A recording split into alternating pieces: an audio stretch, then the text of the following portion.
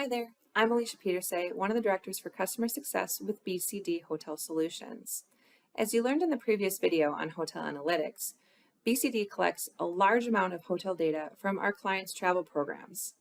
Today, I'm going to focus in on how we can use that data to your advantage and what other potential key factors should be considered when sourcing your global hotel program. One of the main questions we get from our clients is, how do we build a best-in-class hotel program? Which also happens to be one of the biggest challenges travel managers face today.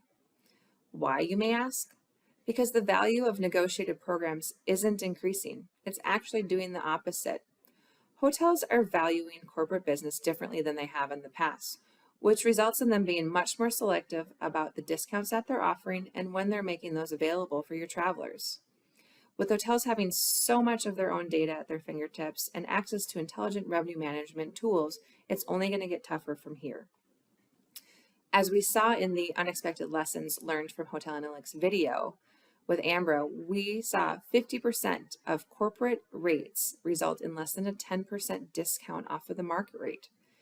Where is the value in a hotel partnership when you're providing dedicated volume then? So what you need to do differently is to ensure that your negotiated program contributes as much as it can to your broader travel program goals. Now, we're not saying to throw everything you know out the window. It's about sourcing smarter, letting data and key program goals drive your strategy. It's now even more important to understand market conditions, potential internal drivers for travel, and discuss specific nuances with your business stakeholders. So of course you need to select the data and time frame needed, whether that's the last 12 or 6 months. You're going to want to dive into market conditions. How are the rates trending?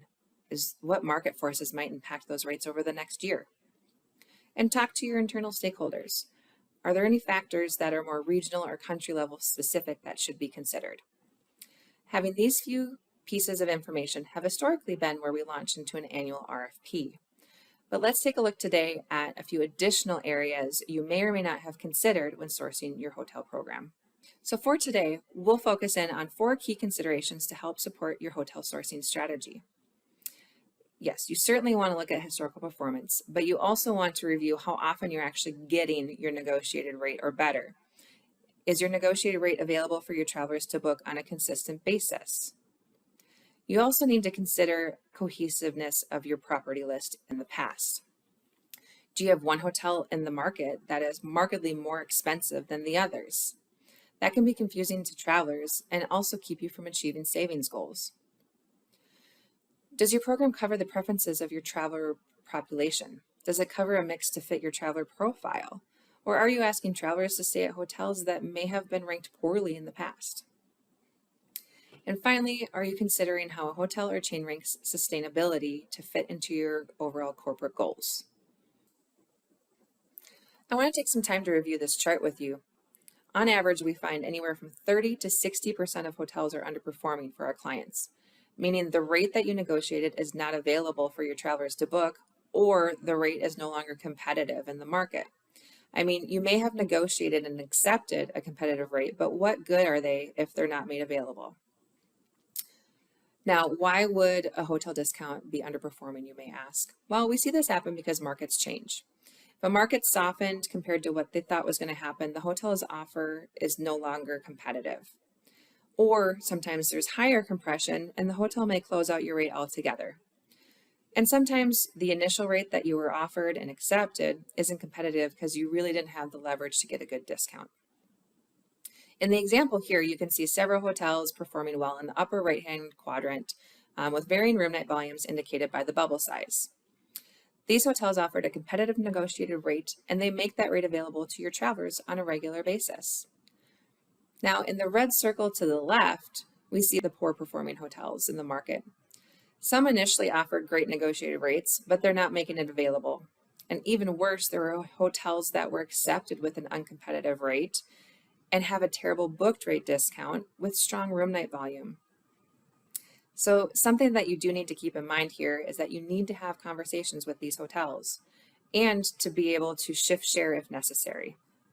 Change in traveler behavior and shifting share is the only way to show the hotels that you mean business. Otherwise, you may say that you want a better rate and availability, but the hotel sees this as an empty threat and will continue to sell the higher rate. We'll talk more about influencing your traveler and changing their booking behavior in an upcoming video. Lastly, I'd like to call out our rule of thumb is to use the floor threshold for leveraging your negotiation power.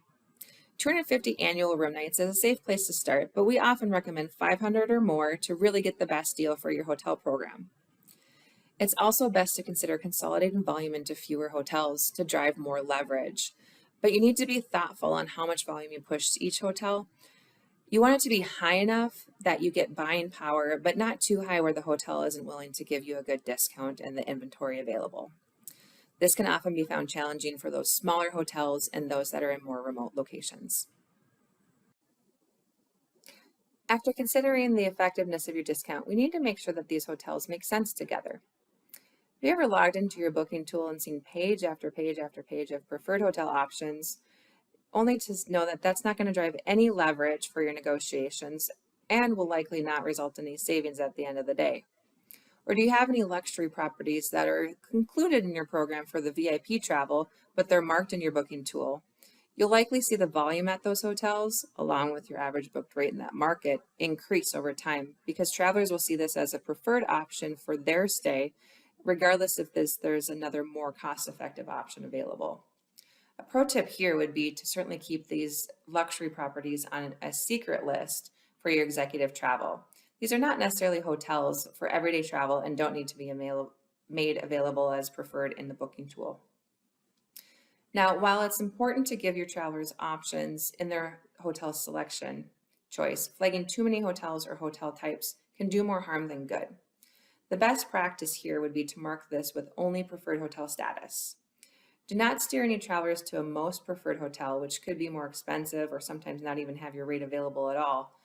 There are, of course, instances where the most hotel preference may be necessary, but this would certainly be an exception and not a rule. If your overall goal is traveler choice and satisfaction, you may be better off offering fewer preferred options and using a market rate target than sourcing too many hotels. For those who haven't heard of that term before, a market rate target is a directional tool that represents a competitive rate in the market for what your travelers should aim to book for when choosing their hotel, as opposed to a rate cap, which directs the traveler to the highest rate that they can book in that market.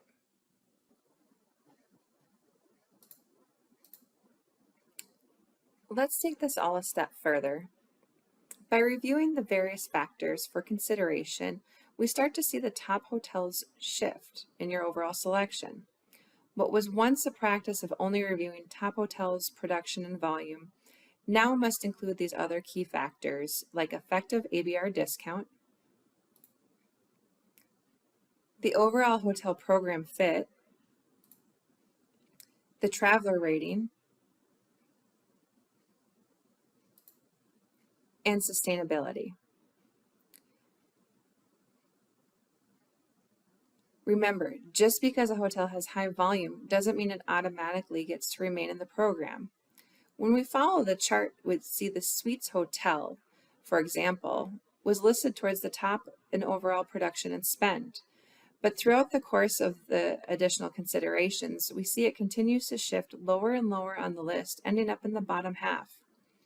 If a hotel scores low in 4 out of 5 key areas, would you want them to remain in the global hotel program? No. This would be a prime example of when to shift share away from an ineffective, underperforming hotel and into one that is better suited for your travelers, yet still provides a competitive discount to drive savings. Using the list on the previous slide, let's say this chart here represents Client A's preferred hotels in one of their key markets.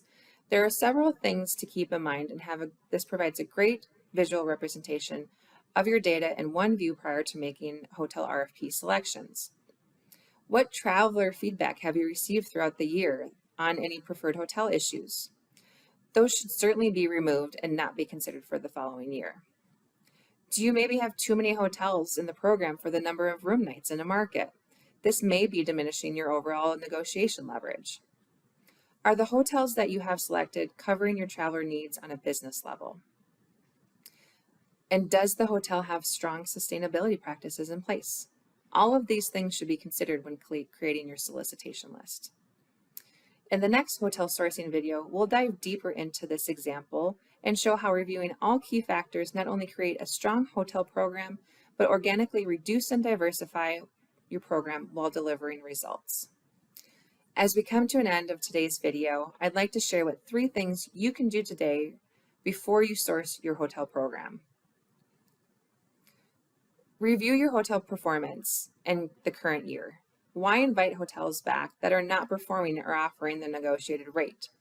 Compare your average booked rate to your negotiated rate at your preferred properties and have conversations with those hotels that are underperforming before you send them an RFP.